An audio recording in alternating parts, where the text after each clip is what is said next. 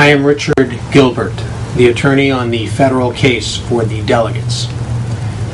Mr. Romney, no one, and I mean no one, pushes around a Ron Paul delegate and politically survives. Mr. Romney, how was your trip abroad to raise campaign contributions in Israel and Europe? It must have been a typical Bain-style huge criminal success. Don't you know it is a felony crime to take any campaign contributions from any foreigner? Another day, another Romney felony crime. Of course, this disqualifies you from becoming president.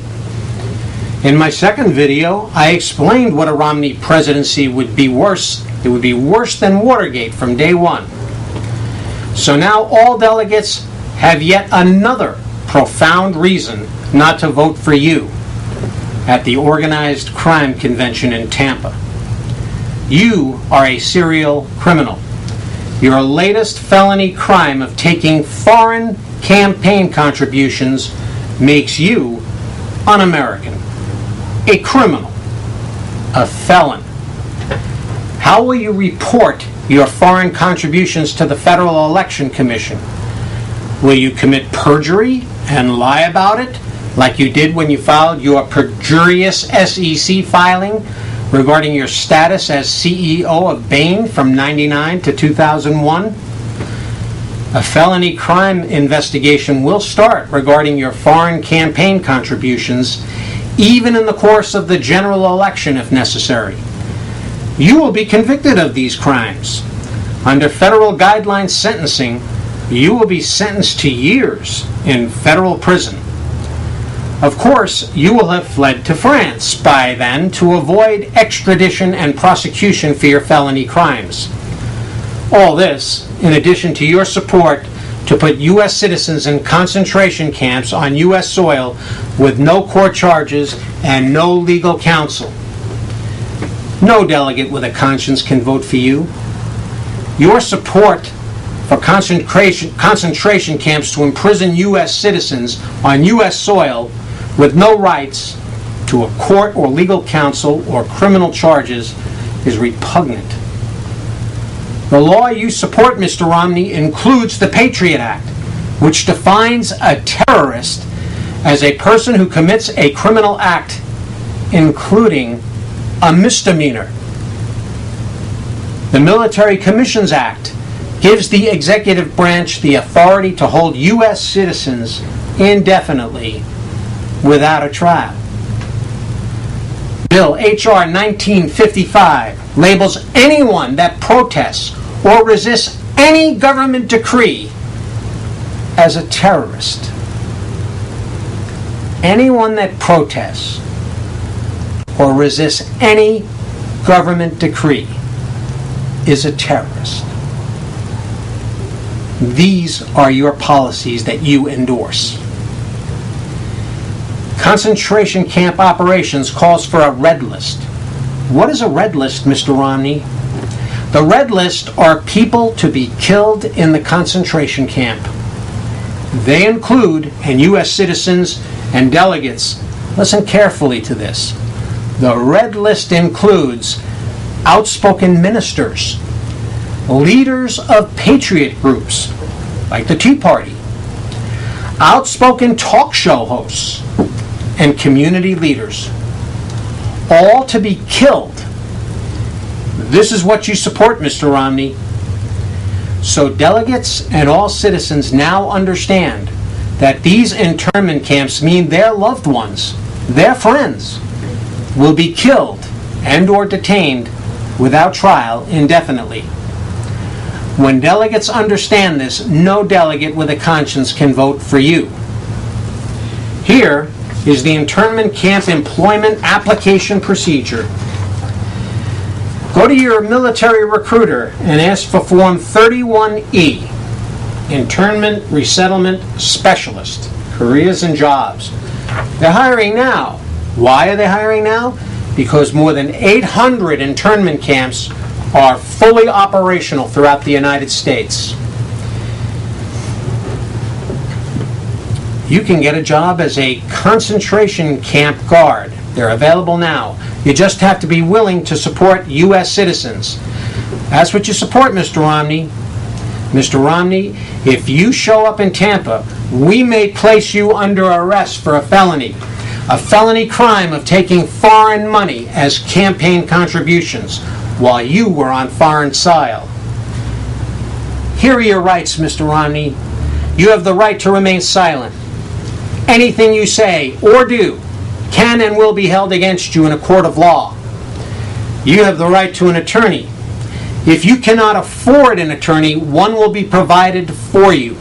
Do you understand these constitutional rights I have just read to you, Mr. Romney? These are the constitutional rights that come from the Constitution. These are the rights you want to deny U.S. citizens, some who commit a misdemeanor, that you and your crime family decide to put in internment camps. You have taken the dark road of election fraud crimes in nearly every state. You have rigged voting machines to have votes for other candidates count for you. You have stolen ballot boxes and files. You have not counted votes so you can steal primaries you did not win. You broke people's bones, Mr. Romney, and you threatened people with violence. You scared single mothers with children in the nighttime that your criminals are on their way to their home. When your crimes did not work, you just threw duly elected delegates off their state delegations like a third world dictator. You will never be more than a fraudulent nominee of your organized crime convention if you can steal the nomination. You lay one finger on anyone in Tampa, and you will regret it for the rest of your life. You will be held personally responsible, Mr. Romney, for what your criminal security does, and you will be held personally responsible for whatever any of your crime family does in Tampa, because you are nothing but a criminal. So, there will be no party unity, there will be no unanimous nomination, and no presidency. As good and decent Republicans, we have a special duty to make 100% certain that you never get the keys to the Oval Office. We will campaign against you in every battleground state, spreading the word like Paul Revere to the country folk to be up and to arm with the knowledge of your criminal acts.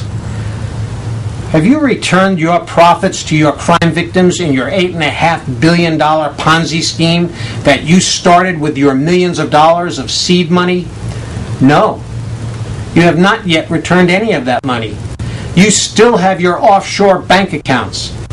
You use the Cayman Island accounts to acquire and hide foreign investment. You used your Swiss accounts to hide income. And for the big crimes, you used Panama accounts.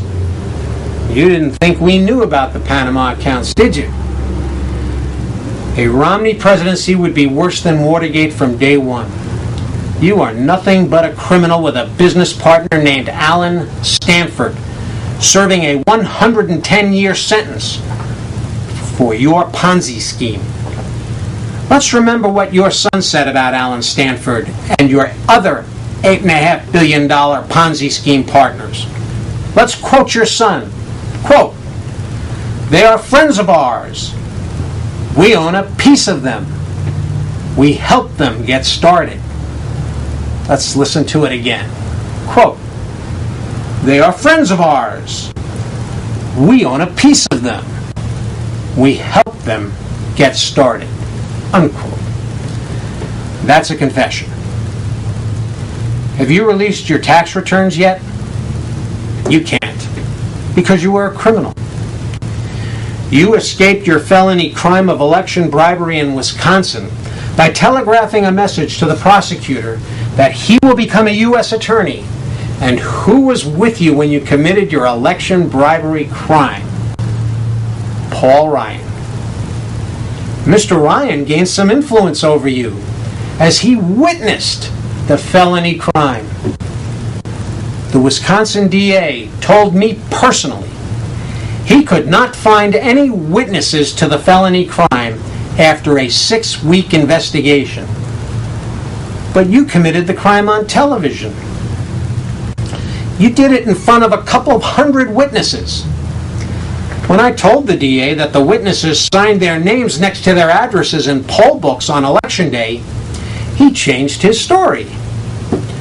On a Friday evening, on a 3-day holiday weekend, just like a politician, he issued a written statement that your televised bribery was really just a staff meeting.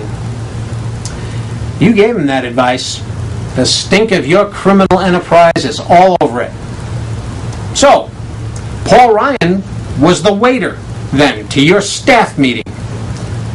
Ryan was present, a witness to your crime, and now your announced vice presidential candidate. Or, as you more accurately put it, when you introduced him, the next President of the United States, because you will have to run to France to escape criminal prosecution for your crimes. You call your business model creative destruction. You never created jobs.